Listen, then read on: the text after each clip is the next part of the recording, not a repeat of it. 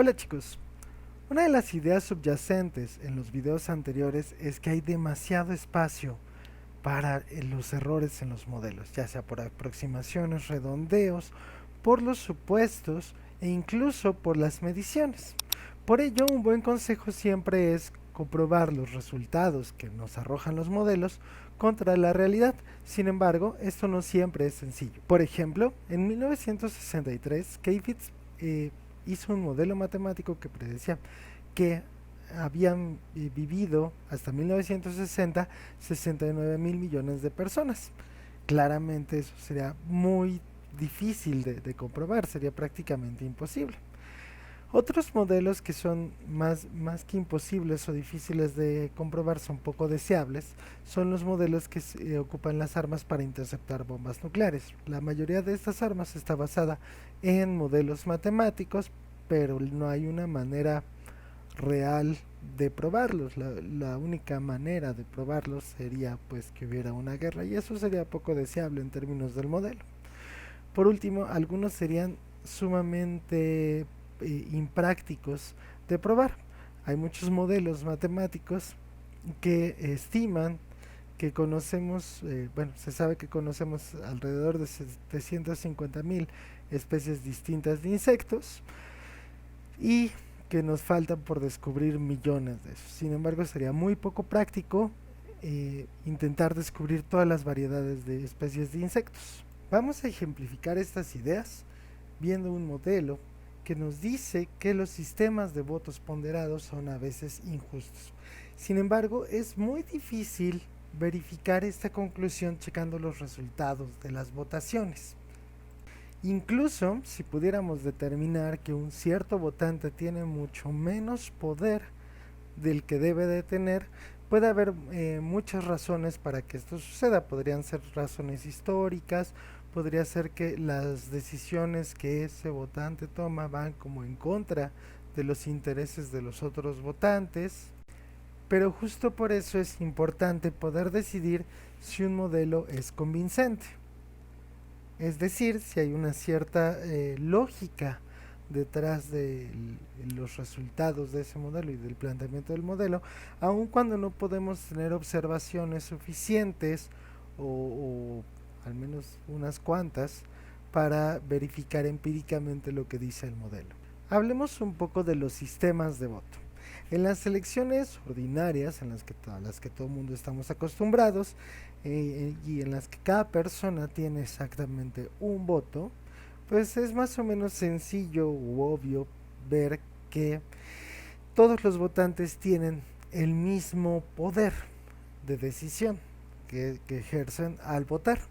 Sin embargo, existen sistemas de voto que son ponderados, ¿sí? Donde cada votante tiene un número de votos distinto, un peso distinto, y en estos no todos tienen el mismo poder.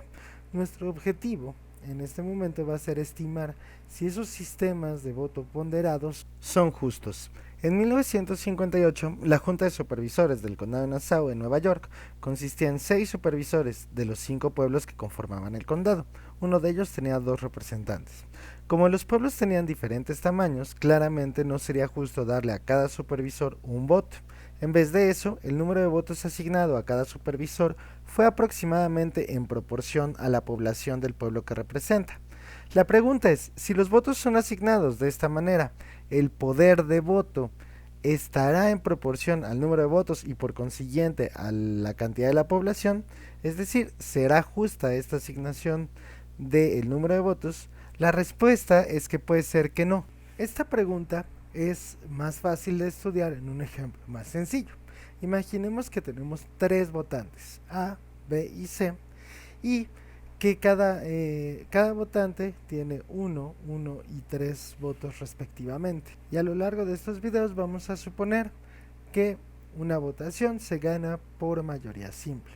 Entonces, como podemos ver, para que una votación se gane, en esta situación particular se necesitarían 3 votos, 3 de los 5 votos. Eso implica que no importa que voten A o B, su voto no cuenta.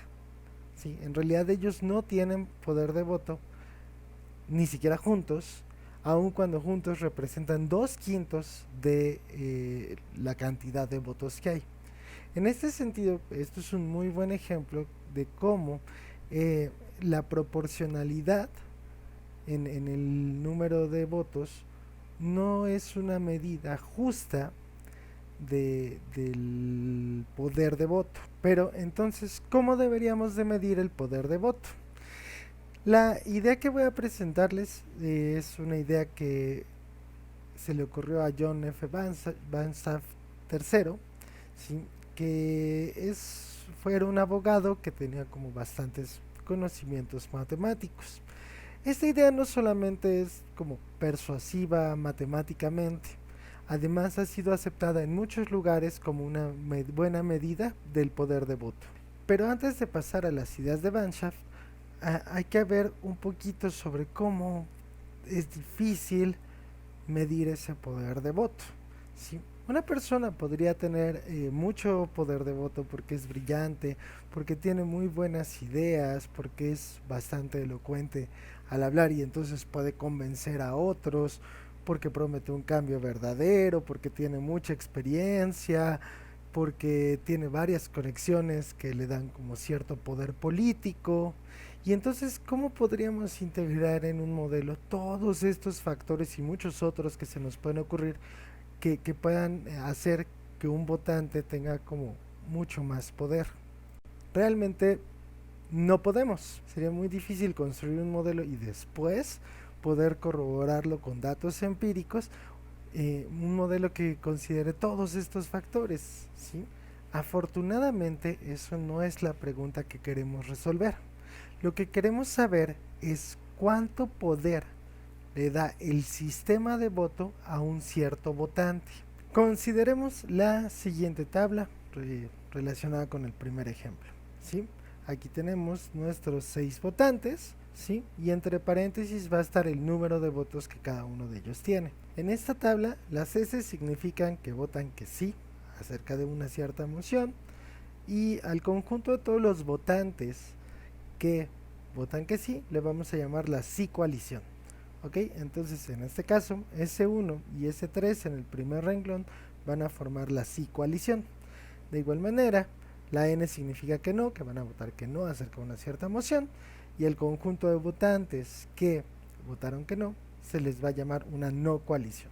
En el primer renglón, la no coalición serían el S2, S4, S5 y S6. ¿Okay?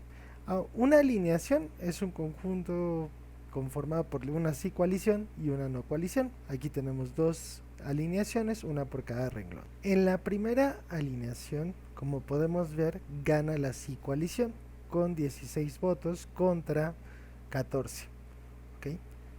En esta alineación, si el votante S3 cambiara su voto, es decir, en vez de dijera que no, se modificaría el resultado, ¿sí? Y ahora ganarían los nos.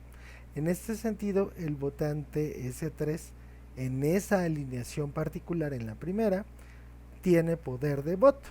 Sin embargo, si S2, S4, S5 o S6 cambiaran su voto, no cambiaría en lo absoluto el resultado de la elección.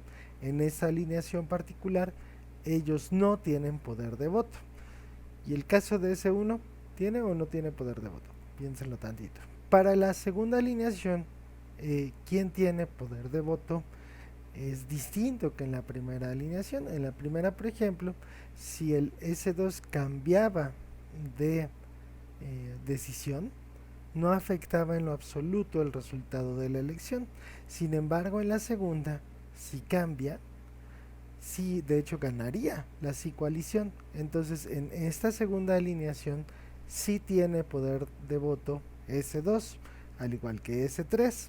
Entonces, como podemos ver, el poder de voto cambia dependiendo de cuál es la alineación, ¿sí? Y entonces nos gustaría preguntarnos, bueno, podríamos inventar alguna alineación, algún conjunto de sí y nos, de tal manera que S5 tenga poder de voto, y la respuesta es que no.